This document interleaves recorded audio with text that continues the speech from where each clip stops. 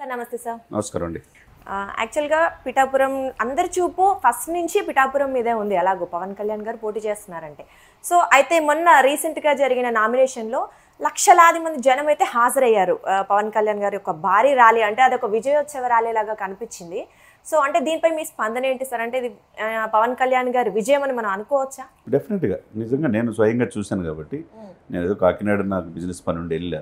పక్కన అసలు ఏంటి పవన్ కళ్యాణ్ గారు ఈ కూటమి ఏంటి, ఓట్లు ట్రాన్స్ఫర్మేషన్ అవుతుందా, టీడీపీ జనసేన బీజేపీ కలిసి ఉన్నాయా తెలుసుకోవడానికి వెళ్ళాను. యాజ్ అ పొలిటికల్ అనలిస్ట్ కాబట్టి యాజ్ అ లమ్మెన్గా తెలుసుకోవడానికి వెళ్ళా. చూసానండి, ఇది గొల్లప్రోల్ నుంచి up to MD office Pithapuram వరకు దాదాపు 13 కిలోమీటర్ల ర్యాలీ చూస్తాండి. అది ఎక్కడ ఇసుకిస్తారా అన్నంత జనం. మీరు అన్నట్టు ఇది నామినేషన్ ప్రక్రియలాగా పవన్ కళ్యాణ్ నామినేషన్ వేస్తున్నట్టుగా లేదు, ఆల్రెడీ గెలిచి విజయోత్సవం సభగా వెళ్తున్నట్టుంది. ముఖ్యంగా అండి ఈ 1,00,000 మంది 1,50,000 మంది ఉండరు నాకు తెలిసి. ఎందుకంటే నేను ఎక్కడ కూడా 4 వీలర్స్ వెళ్ళే పరిస్థితి కూడా లేదు, అక్కడ అంతా 2 వీలర్ మీద ర్యాలీ, బైక్ ర్యాలీ. దాంట్లో ఇంట్లో వాళ్ళ అమ్మతో పాటు వాళ్ళ కూతురు కూడా బైక్ మీద వచ్చి జెండాలు కట్టుకొని ఆడవాళ్ళు కూడా ఎప్పుడు బయట రాళ్ళు కూడా వస్తున్నారంటే, ఆయనకి నీరాజనాలు హారతలు పలుకుతున్నారంటే అసలు ఆశ్చర్యంగా ఉంది. అంటే ఈ వ్యక్తి 2 సార్లు గెలవపోయినా 10 సంవత్సరాల నుంచి రాజకీయాల్లో ఉన్నాడు. ఈ కూటమిని ఈయన ఒక ట్రబుల్ షూటర్గా, గేమ్ చేంజర్గా, ఒక పవర్ఫుల్ మ్యాన్గా ముందు నడిపిస్తున్నాడు. ఎందుకంటే అటు బీజేపీని కలిపిన విషయంలో కావచ్చు, చంద్రబాబు నాయుడుగా అండగా ఉన్న నిలబడ్డ విషయంలో కావచ్చు, మళ్ళీ త్యాగాల విషయంలో కావచ్చు, సీట్ల విషయంలో ఎంత త్యాగాన్ని సిద్ధపడ్డాడో మనందరికీ తెలిసిందే. మరి అటువంటి వ్యక్తి రేపు ఏంటి ఆంధ్రప్రదేశ్ అని చాలామంది అనుకున్నారు. నిన్న చూసిన తర్వాత అండి కూటమికి రాష్ట్ర రాజకీయాలు మనం ఆంధ్ర తెలంగాణ విడిపోక ముందు కానీ ఎప్పుడైనా ఉభయ గోదావరి జిల్లాలు డిసైడ్ చేస్తాయి. అక్కడున్న 34 నియోజకవర్గాలు ఎక్కువ సీట్లు ఎవరు సాధిస్తారో వాళ్ళే అధికారంలోకి వస్తారు. అది చరిత్ర, అది వాస్తవం. కాబట్టి ఆయన వరాహి 1, 2, 3లో ఫేజ్ 1, ఫేజ్ 2, ఫేజ్ 3లో మొత్తం ఉభయ గోదావరి జిల్లాల మీద పెట్టాడు. మీరు గమనించారు, చాలా వ్యూహాత్మకంగా ఉన్నాడు. ఈ 34 నియోజకవర్గాలు ఒక్క సీటు కూడా వైసీపీ గెలవనియొద్దని చెప్పాడు. ఆయనకి దీంతో పాటు స్ట్రెంత్ ఏంటంటే ముఖ్యంగా గోదావరి జిల్లాలో కాపు సమాజం ఎక్కువ. ఈ రాష్ట్రంలో సింగిల్ లార్జెస్ట్ కమ్యూనిటీ 25% ఉన్నారు కాపులు. దాంతోపాటు కాపులకి శెట్టి బలిజల మధ్య చిన్న చిన్న తగాదులు ఉంటాయి, అన్నీ కూడా అన్నదమ్ములు అక్కడ మార్చేశాడు. కులాలు కలిపే సిద్ధాంతాల్లో మీరు ఒక మెట్టు దిగండి అని చెప్పేసి కాపులకు చెప్పాడు. యాశించే స్థాయి నుంచి శాసించే స్థాయికి రమ్మన్నాడు. ఇవన్నీ కూడా వాళ్ళకి ఆకర్షితులయ్యారు.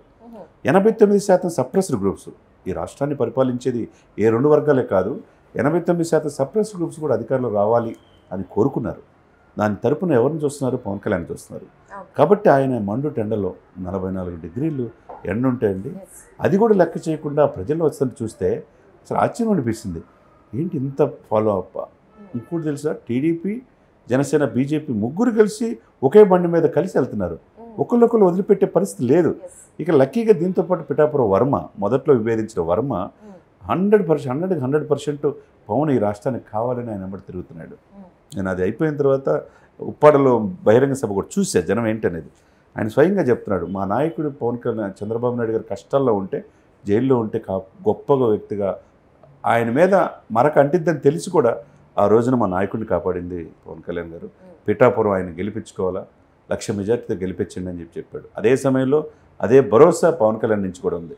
ఈయన ఎమ్మెల్సీని చేసే బాధ్యత నాది అని చెప్పాడు. ఎందుకంటే ఆయన సీటు కోల్పోయాడు కదండి ప్రజల్లో. ముఖ్యంగా ఏంటంటే అక్కడ మత్స్యకారులకి, తర్వాత 10,000 ఎకరాలు కొన్ని అరబిందో ఫార్మా కంపెనీలకి ఇప్పుడున్న అధికార పార్టీ ఇచ్చింది సెజ్ రూపేనా.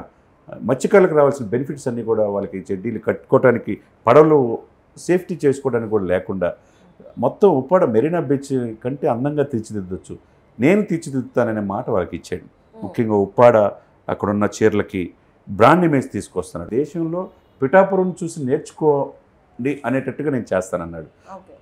ఆ వ్యక్తి సాక్షాత్తు పార్టీ అధ్యక్షుడు అవటం, ఆయనకి ఆ ప్రజల మీద ఉన్న విశేషమైన ప్రజాదరణ, అవతల వ్యక్తి వంగా గీత గారికి ప్రజల్లో లేకపోవటం. కాకినాడ ఎంపీగా పోటీ చేసింది కదా, గత 4 సంవత్సరాలు ఏ రోజు పిఠాపురం వెళ్ళలేదంట. ఇప్పుడు పిఠాపురం ఎమ్మెల్యేగా పోటీ చేసి వెళ్ళిపోతున్నారు. ఆమె ఊహించిన విధంగా ఆమె అక్కడ గెలవటం అనేది చాలా కష్టం. నిన్న చూసిన మెజార్టీ నాకేమనిపించిందంటే 50 నుంచి 60,000 మెజార్టీతో, అఖండ మెజార్టీతో ఆయన అక్కడ గెలవబోతున్నారు. ఆ 3 మండలాల్లో అక్కడున్న జనాభా సమాజం 2,36,000 ఓట్లు దాదాపుగా ఉన్నాయి. అది 1952 నుంచి చరిత్ర చూసుకుంటే ఇప్పుడు 16 సార్లు ఎమ్మెల్యే అయ్యారు. ఈ 16 సార్లు 12 సార్లు కాపులు అయ్యారు అక్కడ. వంగా గీత గారు 2009లో ఇదే పవన్ కళ్యాణ్, ఇదే చిరంజీవి గారు వంగా గీత గారు అయితే గెలుస్తారని ఆమె నిలబెట్టి గెలిపించిన వాళ్ళు. తర్వాత ఇప్పుడు పెన్నెం దొరబాబు ఆయన వైసీపీ నుంచి ఎమ్మెల్యే, ఆయనకి సీట్ ఇవ్వాల, ఆయన అంతగా సహకరించట్లేదని వైసీపీకి తెలుస్తుంది. మరి ఇక్కడ సింహం సింగిల్గా పోటీ చేస్తుందని జగన్మోహన్ రెడ్డి గారు అంటున్నారు. ఇక్కడ వంగాగీత గారు సింగిల్ అయిపోయారు, మొత్తం అంతా ఒకటైపోయారు. ఇక్కడ ఆమె ర్యాలీలో కూడా కనీసం 10,000 మంది కూడా లేరని చెప్పి అంటున్నారు. ఈయనకి 150,000 మంది ర్యాలీకి వచ్చారు. దాన్నే విజయం సంకేతంగా చూసుకోవచ్చు కావచ్చు సార్. అయితే సరే ఈ వైపు ఆలోచన ఇలా ఉంటే, ఇంకొంతమంది ఏంటంటే అంటే వందల సంఖ్యలోనే హాజరయ్యారు, కొంతమందే వచ్చారు కానీ అలా చూపిస్తున్నారు అని ఒక విమర్శ వినిపిస్తుంది. దాని గురించి సార్ అంటే అది వైసీపీ అభిమానించే వాళ్ళు, వైసీపీ సానుభూతి పరులు, వైసీపీ ఆర్థిక సహాయంతో నడిచే కొన్ని ఛానల్లో అలా ప్రచారం చేయొచ్చు. దానికి మనం ఏం చేయలేం. వాళ్ళు కళ్ళు పెట్టుకొని నేను అబద్ధం చెప్పాల్సిన అవసరం లేదు కదా, నేను కూటమి ఓటు ట్రాన్స్ఫర్మేషన్ ఎప్పుడైతే సీట్ల విషయంలో ఎలా ఉండాలి, పవన్ సీఎం అయితే నేను చాలా ఇదిగా నిక్కచ్చిగా చెప్పేవాడిని. నా కళ్ళతో నేను చూసినవాడిని. అక్కడ 150,000 తక్కువ కాకుండా జనం ఉన్నారు. వాళ్ళకి మరి అది ఈ చెప్పే వాళ్ళందరూ కూడా అక్కడ ఫీల్డ్లో చూడకుండా ఏదో ఫేక్ న్యూస్ స్ప్రెడ్ చేసేవాళ్ళే. అయినా ఏం పోయేదేం లేదు. సోషల్ మీడియాలో కొన్ని ఛానల్స్ ఉన్నాయి, నిజాన్ని నిర్భయంగా చూసి ఏరియల్ వ్యూ ఇచ్చేవాళ్ళు ఉన్నారు. అవన్నీ ఏం పోవు కదా, ప్రజలేమి ఎడిటింగ్ చేసి పెట్టాల్సిన అవసరం లేదు కదా.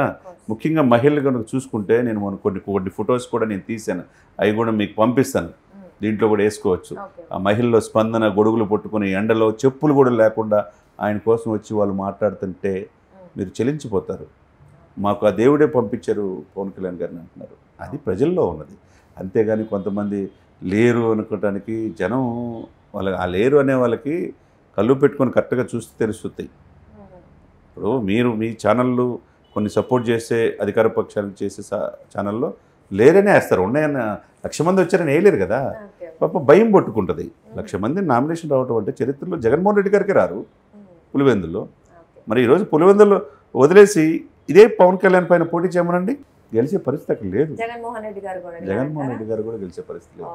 అంటే అంత ఇది ఆయన 10 సంవత్సరాలు ప్రజల కోసం తన సొంత డబ్బు ఖర్చు పెట్టుకుని పార్టీని నడుపుతున్నాడు చూసారా. అది గోదావరి జిల్లాల ప్రజలు, అక్కడ ఒకళ్ళే కాదు, గోదావరి జిల్లా ప్రజలతో పాటు నెల్లూరు, తిరుపతి నుంచి, గుంటూరు నుంచి, కృష్ణా నుంచి, పక్కన అమలాపురం నుంచి కూడా వచ్చారండి.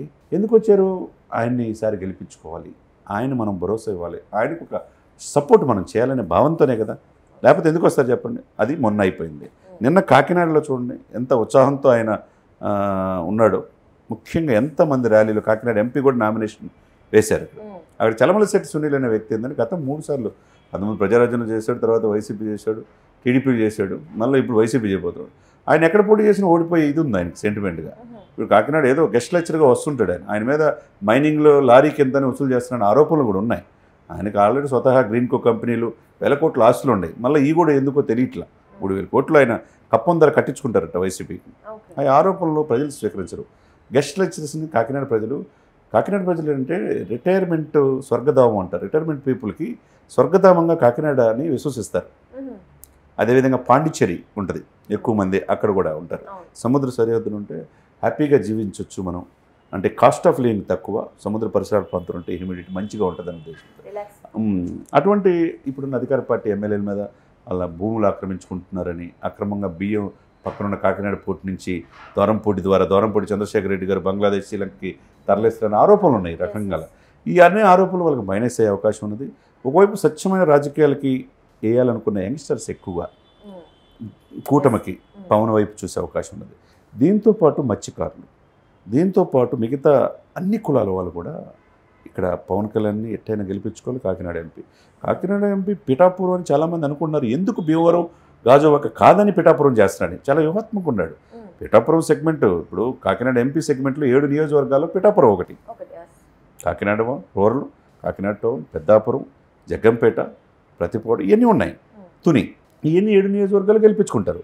దీంతోపాటు 34 నియోజకవర్గాలు పక్కన ఉత్తరాంధ్రలో 35 నియోజకవర్గాల మీద కూడా పవన్ కళ్యాణ్ పోటీ చేస్తున్నాడంటే అందులో సొంత ఇల్లు కట్టుకుంటున్నాడు. అక్కడ హెలిప్యాడ్ కూడా నేను గొల్లపురంలో చూశాను. హెలిప్యాడ్ పర్మనెంట్గా పెట్టుకున్నాడు. ఎక్కడికి వెళ్ళడు కదా, వెళ్ళడు. నేనే మీ కుటుంబ సభ్యుడిని ప్రజల్లో చొచ్చుకుపోయాడండి. కాబట్టి ఆయన గెలిపించుకోవటం అనేది ఆల్రెడీ గెలిచినట్టే ఆయన మొన్న నేను చూసిన తర్వాత.